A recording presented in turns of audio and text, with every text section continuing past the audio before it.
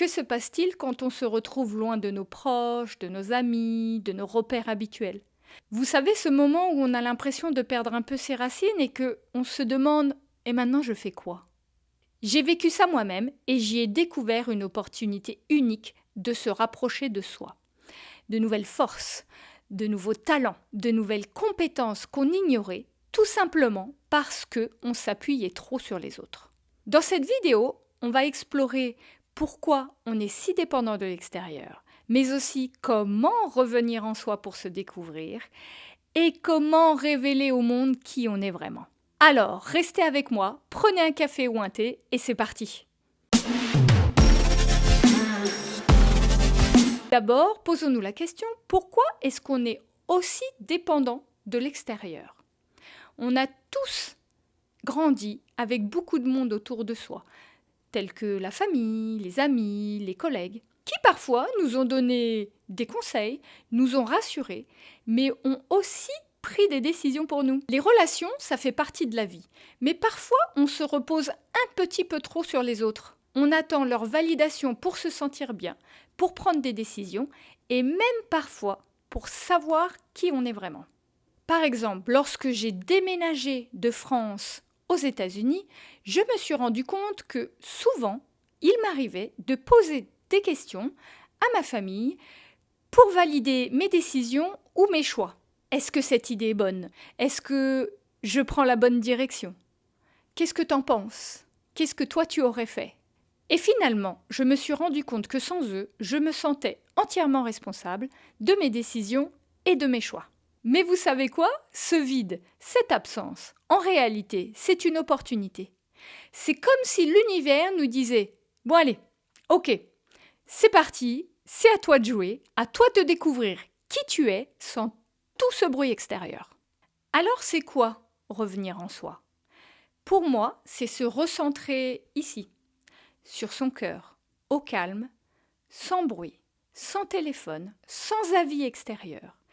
Et de se poser des questions importantes telles que qu'est-ce que je veux vraiment? Qu'est-ce qui me fait réellement vibrer aujourd'hui?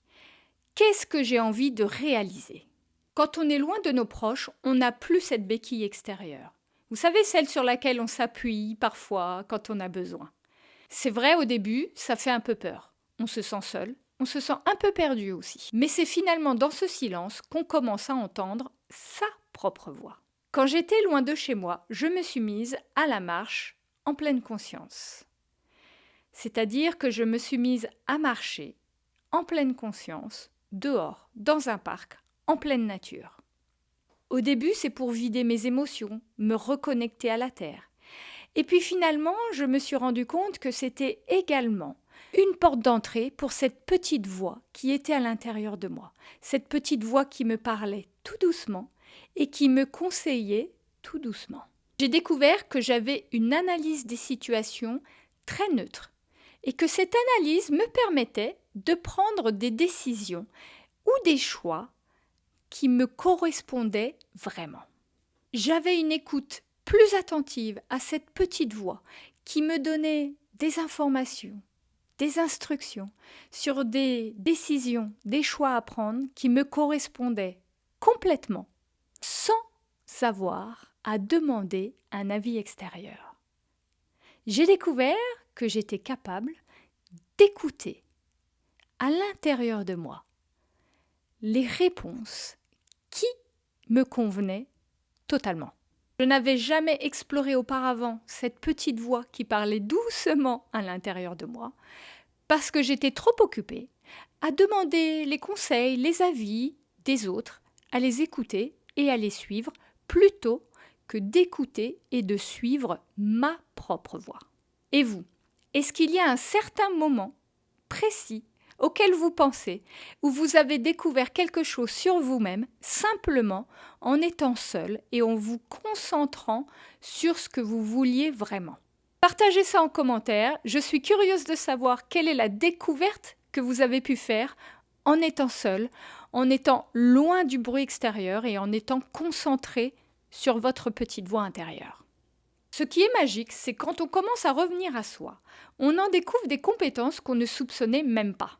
Peut-être que vous êtes super doué pour résoudre des problèmes, mais que finalement vous ne le saviez pas, parce que vous avez laissé trop souvent les autres le faire à votre place. C'était plus facile et c'était plus rassurant. Mais peut-être aussi que vous avez un autre talent, un talent qui mérite d'être exploité, un talent qui mérite d'être développé.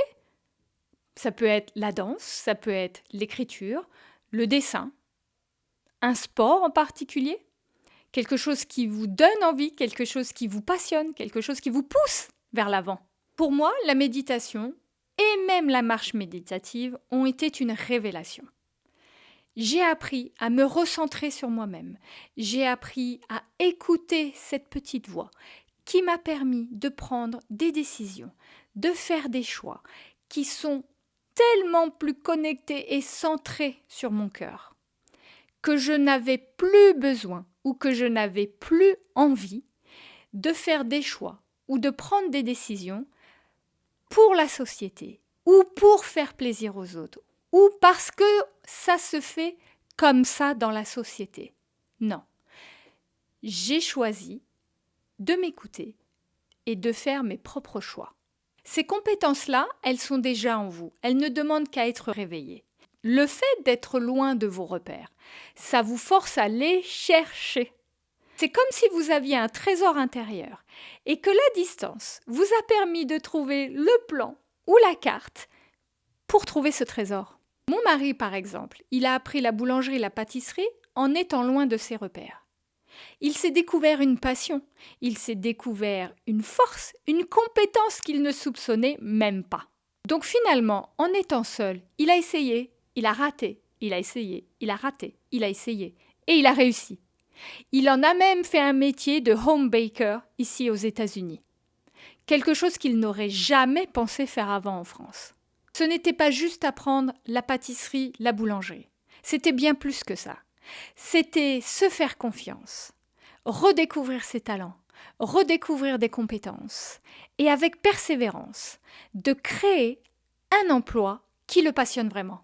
Ok, tout ça, toutes nos histoires, c'est bien beau, mais concrètement, comment on fait?